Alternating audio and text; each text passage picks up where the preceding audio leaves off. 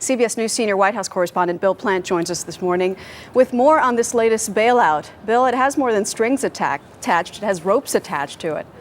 It sure does, Maggie. The White House effectively forced out the head of General Motors. Imagine that.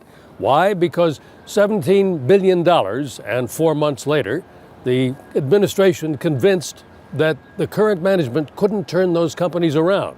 So today, the president unveils sweeping changes, and they do come with strings attached as a condition for receiving more aid.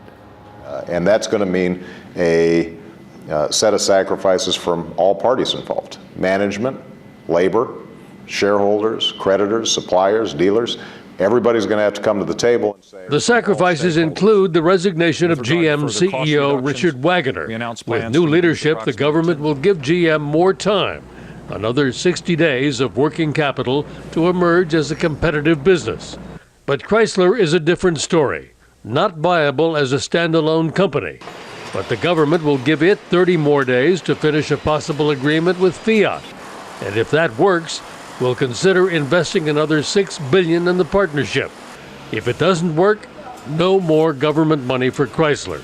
Both companies recognize what's at stake, and they're just doing anything they can to make sure that these companies survive as viable. The administration has also got a new program to reassure consumers that their warranties will be honored. It's an effort to give them some comfort as the companies go through this huge upheaval.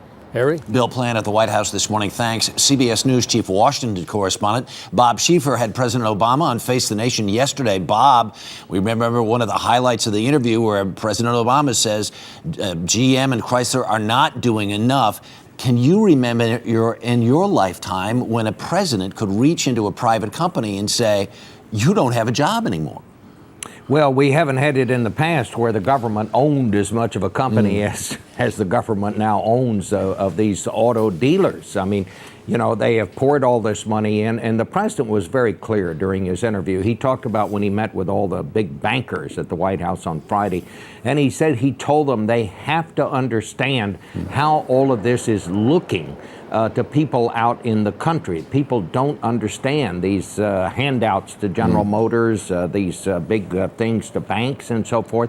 This was to let people know that he takes seriously their concerns. I mean, he was very clear in the interview, as you heard in the soundbite there that Bill Plante used. Things are going to have to change. And when I asked him, are the auto dealers, are you going to be able to give them any more handouts? Have they done what you think they have to do? He said they're not there yet. And boy, that was the understatement of the day. And I've got to imagine if you're sitting in a boardroom in a bank in the United States right now, you're wondering about if you might be next with all of the money that's come your way already. I want to shift gears real quickly. President heads to Europe this week. He wants to get the rest of the world, especially Europe, to do stimulus. They're probably not going to do it, right?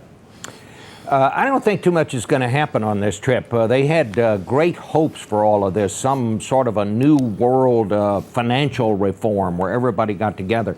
But quite frankly, the Europeans are not very happy with the way things are going. They don't like all of this debt that the president's stimulus packages and so forth has caused here.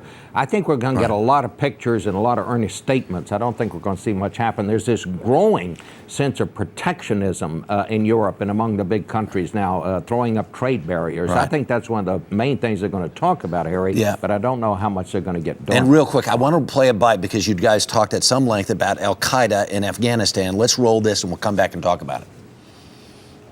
But you're talking about going after them. Are you talking about with American boots on the ground, pursuing these people into these so-called safe havens? No, our plan does not change the recognition of Pakistan as a sovereign government. We need to work with them and through them to deal with al-Qaeda, but we have to hold them much more accountable. And Bob, we just have a few seconds left, but quickly, go ahead. Well, I think what he was saying here is, look, we know you're a sovereign country. We're not going to go into your country without talking to you about it. But he's also saying, if you don't do it, I think what he was saying, the unstated message was, we're going to do it. He's going after al-Qaeda now. He says, we have no choice but to win. These are the people that caused 9/11. We're not going to let that happen again. Bob Schieffer, as always, thanks so much. Good to see you this morning. Appreciate it. You bet. All right.